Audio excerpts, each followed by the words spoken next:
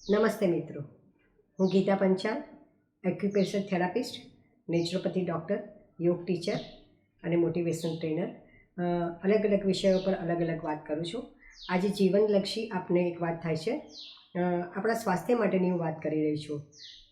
આપણે બધા જાણીએ છીએ કે આજના આ જમાનામાં જે આપણે ફાસ્ટફૂડનું જ્યારે બહુ ચલણ વધી ગયું છે, ત્યારે કબજિયાત એ રોગ એક બહુ સામાન્ય થઈ પડ્યો છે. પણ શું મિત્રો તમે જાણો છો કે કબજિયાત એ 100 રોગોનું મૂળ છે અને કબજિયાતના કારણે ઘણી બધી બીમારીઓ થઈ શકે છે. તો એ કબજિયાતને આપણે સાદી એક્યુપ્રેશર થેરાપીથી કેવી રીતે દૂર કરી શકીએ અને આપણી પાચન ક્રિયાને કેવી રીતે આપણે સારી કરી શકીએ એના વિશે હું વાત કરીશ. મહત્ત્વના 3 પોઈન્ટ વિશે વાત કરીશ.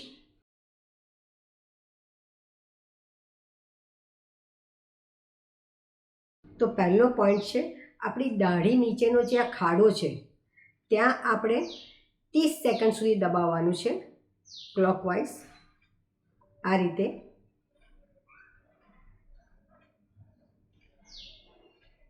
અને છોડી દેવાનું. આ રીતે 3 વાર દબાવવાનું છે.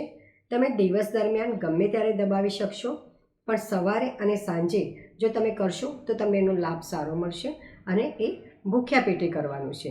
એક્યુપ્રેશરની કોઈ પણ ટ્રીટમેન્ટ આપણે લઈએ તો આપણે કમસે કમ 3 કલાકનું પેટ આપણું ખાલી હોવું જોઈએ. આ આપણે હંમેશા યાદ રાખવાનું છે.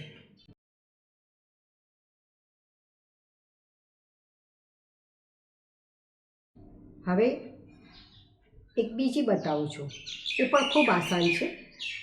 એક્યુપ્રેશરને દરેક બીમારી છે તે આપણા શરીર દ્વારા આપણે જાતે જ સ્વસ્થ થઈ છે, કે એમાં આપણે કોઈ દવા લેવાની જરૂર નથી. અને આ પ્રયોગો તમારે કમસે કમ 1 મહિના સુધી તો કરવો જોઈએ. આપ કાયમ કરો તો પણ કોઈ જ વાંધો આવે એવું નથી, કારણ કે આ નિર્દોષ ઉપચાર છે. બીજી એક છે કે પહેલી આંગળી આપણી, એ પહેલી આંગળીને આપણે આ રીતે દબાવવાની છે અને એને રોટેટ કરવાની છે. દબાવો તમે જે પણ કરી શકો. એને પણ તમારે 30 સેકન્ડ સુધી કરવાની, છોડી દેવાનું, 30 સેકન્ડ કરવાની, છોડી દેવાનું. આ રીતે તમે તમારે 1 મિનિટ સુધી કરશો તો એનો પણ તમને ખૂબ સારો રિઝલ્ટ મળશે. આ રીતે તમે બંને હાથે કરી શકો છો, કોઈ પણ આંગળીએ તમે કરી શકો છો. આને પણ તમે સવારે કે સાંજે ગમે ત્યારે યાદ આવે ત્યારે કરી શકો છો. અને ખૂબ તમે ગમે ત્યારે કંઈ પણ કામ કરતા હો તો આ કામ કરી શકો છો. આવા નિર્દોષ અને સરળ ઉપાયો માટે મારો વિડીયો જોતા રહેજો. વધુ આવતા અઠવાડિયામાં તમને ઘણા બધા નવા પ્રયોગો સાથે આપણે વાત કરીશું. અને હજી એક ત્રીજી પણ ટીપ બાકી છે જે હવે હું બતાવું છું. એ પણ ખૂબ સિમ્પલ અને સરળ છે. તો મિત્રો જોજો ફરી.